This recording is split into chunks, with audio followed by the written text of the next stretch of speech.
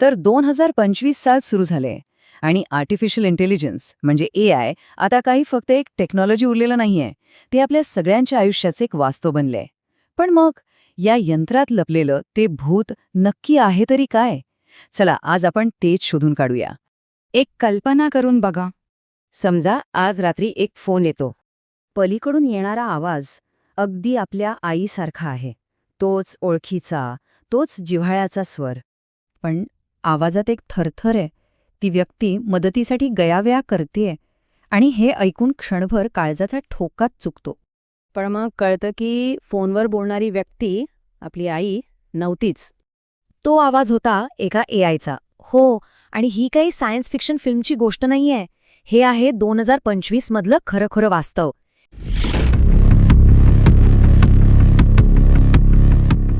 एक असा AI जो फक्त माणसासारखा बोलत नाही, तर चक्क माणसाची जागा घ्यायला तयार झालाय. तर मग प्रश्न हा आहे की हा AI नक्की करू तरी काय शकतो?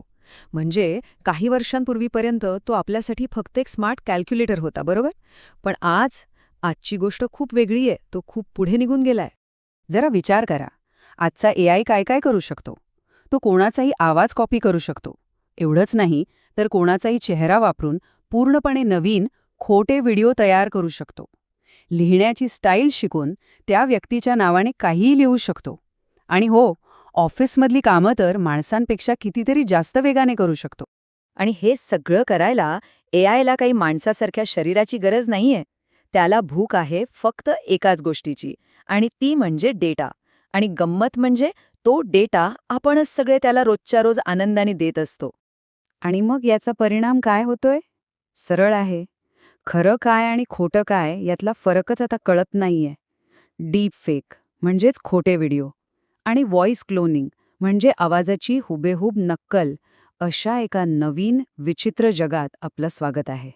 हे ऐकून कदाचित धक्का बसेल, पण आज जगात असा AI आहे जो फक्त 3 सेकंदांच्या व्हॉइस सॅम्पलवरून एखाद्याचं संपूर्ण व्यक्तिमत्व कॉपी करू शकतो.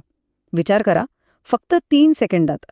त्यामुळे आता परिस्थिती अशी झाली आहे की एका बाजूला आहे सत्य, म्हणजे जे खरंच घडलंय, आणि दुसऱ्या बाजूला आहे ते जे AIला वाटतं की घडलंय किंवा जे AI दाखवू शकतो की घडलंय.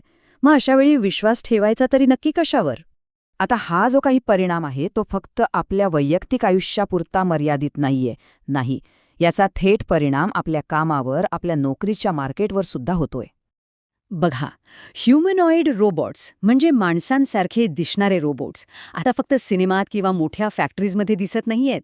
ते आता हॉटेल्समध्ये काम करतायत, हॉस्पिटल्समध्ये पेशंट्सना मदत करतायत आणि मोठमोठी वेअरहाऊसेससुद्धा सांभाळतायत.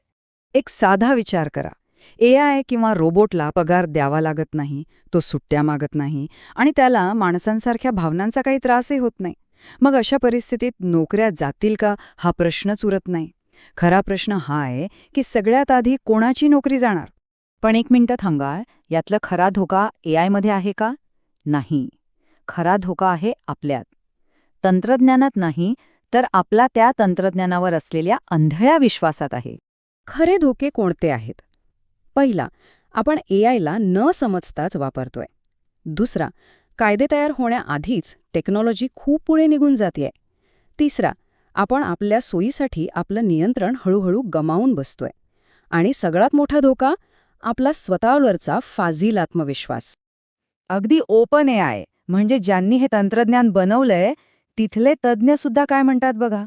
ते म्हणतात, जर नियंत्रण माणसाच्या हातात राहिलं नाही तर होणारं नुकसान कधीच भरून न काढता येणार असेल. याचा अर्थ सरळ आहे, AI वाईट नाहीये, वाईट आहे आपला त्याच्यावरचा डोळे झाकून ठेवलेला विश्वास. बरं, मग या सगळ्या गोंधळात माणसाची जागा काय असेल? भविष्यात आपलं स्थान काय? अशी कोणती गोष्ट आहे जी AI कधीच हिरावून घेऊ शकणार नाही? हे खरंय. AI हिशोब करू शकतो, तो शिकू शकतो, तो नक्कल करण्यात तरबेज आहे. पण तो जबाबदारी घेऊ शकत नाही. त्याला नैतिकता म्हणजे काय चांगलं आणि काय वाईट हे कळत नाही. आणि सगळ्यात महत्त्वाचं म्हणजे करुणा, सहानुभूती या भावना त्याला कधीच कळणार नाहीत. आणि म्हणूनच भविष्य त्यांचंच असणार आहे जे AIला आपलं एक हत्यार बनवतील, आपला मालक नाही. त्यामुळे AIला घाबरणं निरर्थक आहे. त्याला समजून घेणं आवश्यक आहे, कारण आज आपणच ठरवणार आहोत की आपण या तंत्रज्ञानाला दिशा देणार की हे तंत्रज्ञान आपल्याला फरफटत नेणार. हे सगळं ऐकल्यावर प्रत्येकाने स्वतःला एक प्रश्न विचारायला हवा. मी एआयला चालवतोय की एआय मला चालवतोय?